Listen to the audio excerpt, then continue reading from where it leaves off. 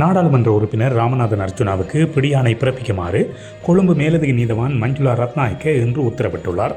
குறித்த பிடியாணையானது யாழ்ப்பாணம் சிரேஷ்ட போலீஸ் அத்தியட்சகரூடாக பிறப்பிக்கப்பட்டுள்ளது.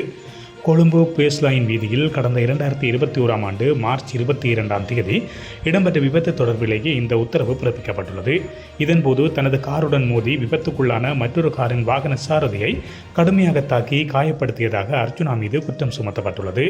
இந்த சம்பவம் தொடர்பான வழக்கு இன்று விசாரணைக்கு எடுத்துக் கொள்ளப்பட்டது. சந்தேகத்திற்குரிய நாடாளுமன்ற உறுப்பினர் ராமநாதன் அர்ஜுனா தொடர்ந்தும் வழக்கு விசாரணைகளில் முன்னிலையாவதை தவிர்த்து வந்த காரணத்தினால் அவருக்கு இன்று பிடியாணை பிறப்பிக்கப்பட்டுள்ளது. இதேவேளை இலங்கையின் நாடாளுமன்றத்தில் அண்மையில் இடம்பெற்ற சம்பவத்தின் பின்னர் தன்னால் சுதந்திரமாக நடமாட முடியாத நிலையில் உள்ளதாக கூறி யாழ்ப்பாண மாவட்ட சுயேட்சை நாடாளுமன்ற உறுப்பினர் ராமநாதன் அர்ஜுனா தனிப்பட்ட பாதுகாப்பை கோரியிருந்தார். நாடாளுமன்ற வளாகத்தில் நேற்று ஆரம்பமான முதல் நாளின் போதே அவர் தனக்கு பாதுகாப்பு வழங்குமாறு கோரிக்கை விடுத்துள்ளார்.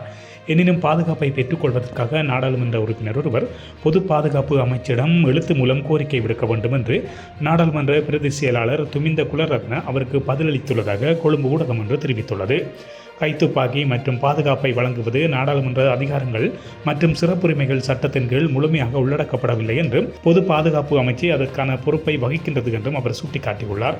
எனவே அமைச்சின் மதிப்பீட்டின்படி போலீஸ் பாதுகாப்பு அல்லது கைத்துப்பாக்கி பெறுவதற்கு நாடாளுமன்ற உறுப்பினர் அர்ஜுனாவுக்கு உரிமை உண்டு என்றும் நாடாளுமன்ற பிரதி செயலாளர் சமிந்த குலரத்ன குறிப்பிட்டுள்ளார். இதேவேளை 10வது நாடாளுமன்றத்தின் ஆரம்ப அமர்வின் போது கவனக்குறைவாக எதிர்க்கட்சித் தலைவருக்கான ஆசனத்தில் அமர்ந்ததாக கூறி நாடாளுமன்ற உறுப்பினர் அர்ஜுனா ராமநாதன் சம்பவம் தொடர்பில் மன்னிப்பு கோரியுள்ளார்.